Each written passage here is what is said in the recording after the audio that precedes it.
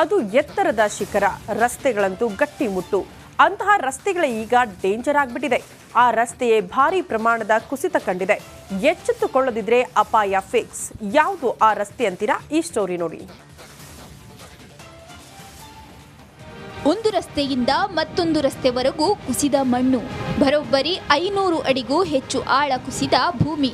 ಹೌದು, ಇದು ಕಾಪಿನಾಡು ಚಿಕ್ಕಮಗಳೂರಿನ ಇನಂ ದತ್ತಾತ್ರೇಯ ಪೀಠಕ್ಕೆ ತೆರಳುವ ಮಾರ್ಗದಲ್ಲಿರುವ ಗವಿಕಲ್ ಗಂಡಿಯಲ್ಲಿ ಕಂಡುಬಂದ ದೃಶ್ಯ.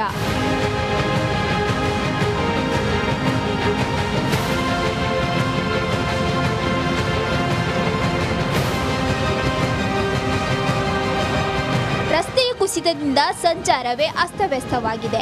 ಸದ್ಯ ಪ್ರವಾಸಿಗರ ವಾಹನಗಳಿಗೆ ಬ್ರೇಕ್ ಹಾಕಿರುವ ಜಿಲ್ಲಾಡಳಿತ ಸ್ಥಳೀಯ ಸಣ್ಣ ವಾಹನಗಳ ಸಂಚಾರಕ್ಕೆ ಮಾತ್ರ ಅವಕಾಶ ನೀಡಿದೆ. ಕೆಎಸ್ಆರ್ಟಿಸಿಯ ಬಸ್ ಸಂಚಾರ ನಿಲ್ಲಿಸಲಾಗಿದೆ. ಲೋಕಲ್ ಜನಗಳು ತಿರುಗಾಡೋಕ್ಕೆ ತುಂಬ ತೊಂದರೆ ಆಗಿದೆ.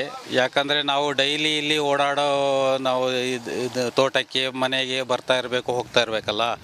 ಹಾಗಾಗಿ ಈ ಪ್ರವಾಸಿಗರು ನಿಲ್ಲಿಸಿದ್ದಾರೆ. ಈಗ ನಮ್ಮ ಲೋಕಲ್ ಜನಗಳಿಗೆ ಬರೋಕ್ಕೆ ನಮಗೆ ತುಂಬ ತೊಂದರೆ ಆಗಿದೆ. ಅತಿ ಗಟ್ಟಿಯಾದ ಗುಡ್ಡವಾಗಿರೋ ಚಂದ್ರದ್ರೋಣ ಪರ್ವತ ಸಾಲಿನಲ್ಲಿ ಕಬ್ಬಿಣ ಅಂಶವೂ ಇದೆ ಎನ್ನಲಾಗುತ್ತದೆ. ಇಂತಹ ಪ್ರದೇಶವೇ ಕುಸಿತವಾಗಿರುವುದು ಸ್ಥಳೀಯರಲ್ಲಿ ಆತಂಕ ತಂದಿದೆ. ಚನ್ನಗೋಡ್ನಹಳ್ಳಿ ಟರ್ನಿಂದ ಹೆಚ್ಚು ಕಡಿಮೆ ಹತ್ತಿಗುಂಡಿ ತಕ್ಕ ರೋಡ್ ಕುಸಿತ ಆಗಿದೆ. ಇಲ್ಲಿ ಏನು ಬೇಸಿಗೆಗಾಲದಲ್ಲಿ ಮಳೆಗಾಲದಲ್ಲಿ ಟಿಂಬರ್ ಲೋಡ್ ಹೊಡೆದಿದ್ದು, ಟಿಪ್ಪರ್ ಲಾರಿಗಳು ಓಡಾಡಿದ್ದೆ ಇದು ಹೆಚ್ಚು ತೂಕ ತಡ್ಕೊಳಕ್ಕೆ ಆಗ್ಲಾರದಲ್ಲಿ ಭೂಮಿನೇ ಕುಸಿತ ಸ್ಥಿತಿಗೆ ಬಂದಿದೆ. ಮತ್ತು ಜೊತೆಗೆ ಮುಳ್ಳಯ್ಯನಗಿರಿ ಸೀತಾಳಗಿರಿಯಿಂದ ಅದಕ್ಕೂ ಒಂದು ಸಾಮರ್ಥ್ಯದ ಒಂದು ಇದೆ, ಸಾಮರ್ಥ್ಯ ಇಷ್ಟೇ ಇದೆ ಅಂತೇಳಿ. ಈಗ ನಾವು ಏನು 300 ವೆಹಿಕಲ್ ಬಿಡ್ತೀವಿ, 400 ವೆಹಿಕಲ್ ಬಿಡ್ತೀವಿ ಅಂತಲ್ಲ, ಆದರೆ ಸೀತಾಳಗಿಂದ ಮುಳ್ಳಯ್ಯನಗಿರಿಗೆ ಆ ವೆಹಿಕಲ್ಗಳು ಭಾರ ತಡೆಯೋ ಶಕ್ತಿ ಅದಕ್ಕಿಲ್ಲ. ಚಂದ್ರದ್ರೋಣ ಪರ್ವತ ಸಾಲಿನಲ್ಲಿರುವ ಕವಿಕಲ್ ಗಂಡಿ ಸೇರಿದಂತೆ ಕೆಲವೆಡೆ ಭಾರಿ ಪ್ರಮಾಣದ ಭೂಕುಸಿತವಾಗಿದೆ. ಮುಂದಿನ ದಿನಗಳಲ್ಲಿ ಅನಾಹುತ ಸಂಭವಿಸುವ ಮುನ್ನವೇ ಸರ್ಕಾರ, ಜಿಲ್ಲಾಡಳಿತ ಎಚ್ಚೆತ್ತುಕೊಂಡು ಮುಂಜಾಗ್ರತಾ ಕ್ರಮ ಕೈಗೊಳ್ಳಬೇಕಾಗಿದೆ. ಚೇತನ್ ಪದ್ಮಶಾಲಿ, ರಿಪಬ್ಲಿಕ್ ಕನ್ನಡ, ಚಿಕ್ಕಮಗಳೂರು.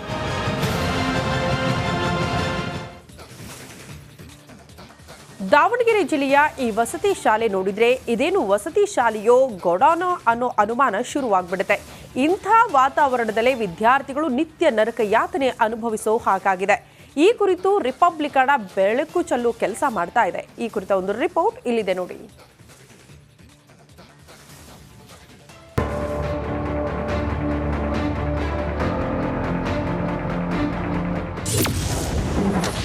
ದಾವಣಗೆರೆ ವಸತಿ ಶಾಲೆಯೇ ಇಲ್ಲಿ ಗೋದಾಮು.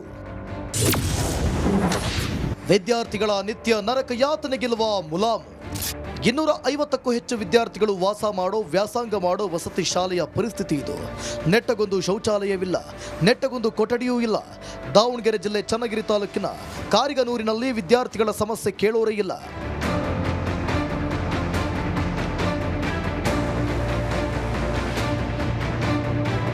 ಹೌದು, ಕಳೆದ 4 ವರ್ಷಗಳಿಂದ ಕಿಟಕಿ ಬಾಗಿಲು ಇಲ್ಲದ ಗೋದಾಮಿನಲ್ಲೇ BR ಅಂಬೇಡ್ಕರ್ ವಸತಿ ಶಾಲೆ ನಡೆಸಲಾಗ್ತಿದೆ. 6ನೇ ತರಗತಿಯಿಂದ 10ನೇ ತರಗತಿವರೆಗೆ 130 ಬಾಲಕರು, 120 ಬಾಲಕಿಯರು ವ್ಯಾಸಂಗ ಮಾಡುತ್ತಿದ್ದಾರೆ. CET ಪಾಸ್ ಆಗಿ ಬಂದ ಪ್ರತಿಭಾವಂತ ವಿದ್ಯಾರ್ಥಿಗಳು ಉಸಿರುಗೊಟ್ಟು ವಾತಾವರಣದಲ್ಲಿ ವಿದ್ಯಾಭ್ಯಾಸ ಮಾಡಬೇಕಾಗಿದೆ. ಈ ಬಗ್ಗೆ ಸ್ವತಃ ಮಾಯಕೊಂಡ ಶಾಸಕ ಬಸವಂತಪ್ಪನವರೇ ಹೇಳಿದ್ದಾರೆ. ಈಗ ಗಾರ್ಯನೂರು ಗೋಡಂಬಲ್ಲಿ ಹಿಂದೆನೇ ಈಗೆಲ್ಲ ಒಂದು 5-6 ವರ್ಷದಿಂದ ಮಾಡ್ತಿದ್ದಾರೆ. ಅಲ್ಲೇನೋ ಪಾರಿವಾಳ ಹೋಕವು, ಅದೊಂದು ಬಂದ್ ಮಾಡಿಕೊಟ್ರೆ ನಮಗೆ ಚೆನ್ನಾಗತ್ತೆ. ನಾವು ಅವ್ರಿಗೆ ಇನ್ಸ್ಟ್ರಕ್ಷನ್ ಮಾಡಿದ್ವಿ, ಯಾರಿಗೆ, ಮಾಲೀಕರಿಗೆ, ನೀವು ಪಾರಿವಾಳನ ಅದ್ರೊಳಗೆ ಹೋಗಲ್ಲ ನೋಡ್ಕೊಂಡು ವ್ಯವಸ್ಥೆ ಮಾಡಿಕೊಡ್ರಿ ಮಕ್ಕಳಿಗೆ ಅಂದ್ರೆ.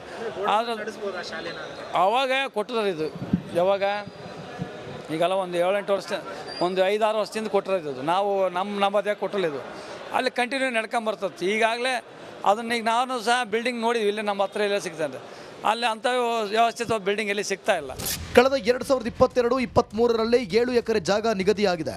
ಅದಕ್ಕಾಗಿ 12.73 ಕೋಟಿ ಟೆಂಡರ್ ಆಗಿದೆ. ಆದರೆ ಅಂಬೇಡ್ಕರ್ ವಸತಿ ಶಾಲೆಯ ಕಟ್ಟಡ ಮಾತ್ರ ಇನ್ನೂ ತಲೆ ಎತ್ತಿಲ್ಲ. ಇದ್ಯಾಕೆ ಹೀಗೆ ಅಂತ ಪ್ರಶ್ನೆ ಮಾಡಿದರೆ, ಇನ್ನೊಂದು ವಾರದಲ್ಲೇ ವಡೇರಹಳ್ಳಿ ಶಾಲೆಗೆ ಇದನ್ನು ಶಿಫ್ಟ್ ಮಾಡ್ತೀವಿ ಅಂತ ಅಧಿಕಾರಿಗಳು ಸಬೂಬು ನೀಡುತ್ತಿದ್ದಾರೆ. ಎಲ್ಲೆಲ್ಲಿ ವಸತಿ ಶಾಲೆಗಳಿದ್ದಾವೆ, 5 ವರ್ಷದ ಅವಧಿನಲ್ಲಿ ಸುಮಾರು 821 ವಸತಿ ಶಾಲೆಗಳಿದ್ದಾವೆ ಕ್ರೈಸ್ತಲ್ಲಿ.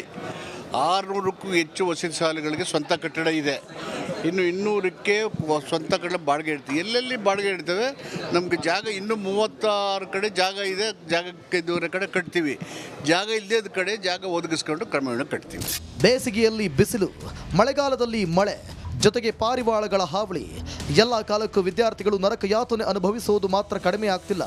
ಇದಕ್ಕೆ ಅಧಿಕಾರಿಗಳು, ರಾಜಕಾರಣಿಗಳು ಅದ್ಯಾವಾಗ ಮದ್ದು ಅರಿತಾರೋ ಏನೋ. ವಿಠಲ್ ಕ್ಯಾರವಾಡ್, ರಿಪಬ್ಲಿಕ್ ಕನ್ನಡ, ದಾವಣಗೆರೆ. ಮೂಡ, ವಾಲ್ಮೀಕಿ ಸೇರಿದಂತೆ ಕಾಂಗ್ರೆಸ್ ಹಗರಣದ ವಿರುದ್ಧ ದೋಸ್ತಿ ನಾಯಕರು ಸಮರಕ್ಕಿಳಿದಿದ್ದಾರೆ.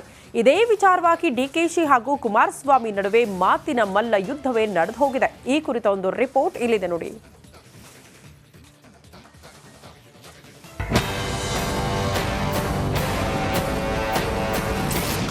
ಸಿದ್ದರಾಮಯ್ಯ ರಾಜೀನಾಮೆಗೆ ವಿಪಕ್ಷಗಳ ಪಟ್ಟು. ಪಾದಯಾತ್ರೆಯುದ್ದಕ್ಕೂ ಕಾಂಗ್ರೆಸ್ ವಿರುದ್ಧ ಸಿಟ್ಟು. ಡಿಕೆಶಿ ಹೇಳಿಕೆ, ಕುಮಾರಸ್ವಾಮಿ ವಿರುದ್ಧ ಟಾಕ್ ಫೈಟ್. ಮೂಡ ಹಾಗೂ ವಾಲ್ಮೀಕಿ ಹಗರಣವನ್ನ ಖಂಡಿಸಿ ಸಿಎಂ ಸಿದ್ದರಾಮಯ್ಯರ ರಾಜೀನಾಮೆಗೆ ಆಗ್ರಹಿಸಿ ದೋಸ್ತಿ ನಾಯಕರು ನಡೆಸುತ್ತಿರುವ ಪಾದಯಾತ್ರೆ ರಾಮನಗರಕ್ಕೆ ಎಂಟ್ರಿ ಕೊಟ್ಟಿದ್ದು, ಡಿಕೆಶಿ ವಿರುದ್ಧ ಕುಮಾರಸ್ವಾಮಿ ಸವಾಲ್ ಜೊತೆ ತಿರುಗೇಟು ನೀಡಿದ್ದಾರೆ.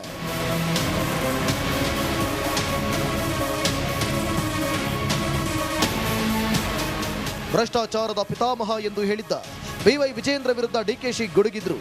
ಅವಂತೂ ಏನಿದೆಯೋ ಎಲ್ಲವೂ ಬಿಚ್ಚಿಡ್ತೀನಿ ಎಂದಿದ್ದ ಡಿಕೆಶಿಗೆ ಕುಮಾರಸ್ವಾಮಿ ತಿರುಗೇಟು ನೀಡಿದ್ದಾರೆ. ವಿಜೇಂದ್ರದ್ದು ನನ್ನದ್ದು ಏನೋ ಬಿಚ್ಚಿಡ್ತೀನಿ ಅಂದೆಲ್ಲ ಬಿಚ್ಚಿಡಪ್ಪ, ನಾನಿರೋದು ರಸ್ತೆಯಲ್ಲಿ, ನೀನಿರೋದು ಗಾಜಿನ ಮನೆಯಲ್ಲಿ ಎಂದು ಡಿಕೆಶಿಗೆ ದಳಪತಿ ಸವಾಲ್ ಹಾಕಿದ್ದಾರೆ. ಅದಕ್ಕೆ ಅವ್ನಿಗೆ ಹೇಳ್ತಾ ಇರೋದು, ಅವನು ಇನ್ನ ಬಿಚ್ಚಿನಿ ಅವ್ರದ್ದು ಏನೇನು ಇದೆ ಎಲ್ಲ ವಿಚಾರಗಳನ್ನ ಭ್ರಷ್ಟಾಚಾರದ ಪಿತಾಮಹ ಏನು ಅಂತ ಹೇಳಬೇಕು. ಪ್ರೆಸ್ ಕಾನ್ಫರೆನ್ಸಲ್ಲಿ ನಾನು ಭ್ರಷ್ಟಾಚಾರದ ಪಿತಾಮಹ ಅಂತ ಇನ್ಸಿಡೆಂಟ್ ಕೂಡ ಕೇಳಿ ಅವನಿಗೆ ತಾಕತ್ತಿದ್ರೆ, ಆ ಗಣಿಸಿದ್ರೆ ಅವನು ತಿಳ್ಸಕ್ ಕೇಳಿ, ಅವನಿಗೆ ಗೌರವ ಕೊಡ್ತೀನಿ ಒಬ್ಬ ಪಾರ್ಟಿ ಅಧ್ಯಕ್ಷ. ಏನು ಬಿಚ್ಚಿಯಪ್ಪ ನಿನ್ನ ಹತ್ರ ಬಿಚ್ಚಕ್ಕೆ ಏನಿದೆ? ಅದೇನೋ ನೆನೆ ಹೇಳ್ಕೊಂಡಿದ್ದೀರಿ. ವಿಜೇಂದ್ರ ಅವ್ರದ್ದು ನಮ್ಮದು ಏನೋ ಬಿಚ್ಚಾರಂತಲ್ಲ, ಬಿಚ್ಚಪ್ಪ. ಇರೋದು ನಾವು ಬೀದಿಲಿ ನಿಮ್ಮ ಜೊತೆಲಿದ್ದೇವೆ, ಅವರಿರೋದು ಗಾಜಿನ ಮನೆ ಒಳಗೆ. ಅವ್ರು ನನ್ನನ್ನು ಪ್ರಶ್ನೆ ಮಾಡ್ತಾರ. ಡಿಕೆಶಿ ಅಧಿಕಾರಕ್ಕೆ ಬಂದಿದ್ದು ಹೇಗೆ, ಯಾರನ್ನೆಲ್ಲ ತುಳಿದು ಹಾಕಿದ್ರು ಅಂತ ಗೊತ್ತು. ನೊಣವಿನ ಕೆರೆ ಅಜ್ಜಯ್ಯನ ಮೇಲೆ ಗೌರವವಿದ್ರೆ ಪ್ರಮಾಣ ಮಾಡಿ ಹೇಳಲಿ ಅವರು ನಿಯತ್ತಾಗಿ ಬಂದಿದ್ದಾರಾ ಅಂತ ಎಚ್ಡಿಕೆ ಸವಾಲ್ ಹಾಕಿದ್ದಾರೆ. ಇದಕ್ಕೆ ಪಬ್ಲಿಕ್ ಡಿಬೇಟ್ನಲ್ಲಿ ದಾಖಲೆಗಳನ್ನು ಕೊಡಬಹುದು ಎಂದು ಡಿಕೆ ಶಿವಕುಮಾರ್ ತಿರುಗೇಟು ನೀಡಿದ್ದಾರೆ. ಶಿವಕುಮಾರ್ ಅವರೇ, ಆ ಅಜ್ಜಯ್ಯನವ್ರ ಬಗ್ಗೆ ನಿಮಗೆ ಭಕ್ತಿ ಗೌರವ ಇದ್ರೆ ಮಾಡಿ ಪ್ರಮಾಣ, ನಾವು ನೋಡೋಣ. ನಾನು ಪ್ರಮಾಣ ಮಾಡ್ಲಿಕ್ಕೆ ತಯಾರಾಗಿದ್ದೇನೆ. ಅಜ್ಜಯ್ಯನ ಹೆಸರಿನಲ್ಲಿ ಪ್ರಮಾಣ ಮಾಡಿ ನೀವೇನೇನು ಮಾಡಿದ್ದೀರಿ? ಹರಿಶ್ಚಂದ್ರರ ಪ್ರಾಮಾಣಿಕವಾಗಿ ಬಂದವರ ನೀವು. ಕನಕಪುರದಲ್ಲಿ ಎಷ್ಟು ಕುಟುಂಬ ಹಾಳು ಮಾಡಿದ್ರಿ ಆ ಕಲ್ಲೊಡಿಲಿಕ್ಕೆ, ಎಷ್ಟು ಕುಟುಂಬಗಳ ಜೀವ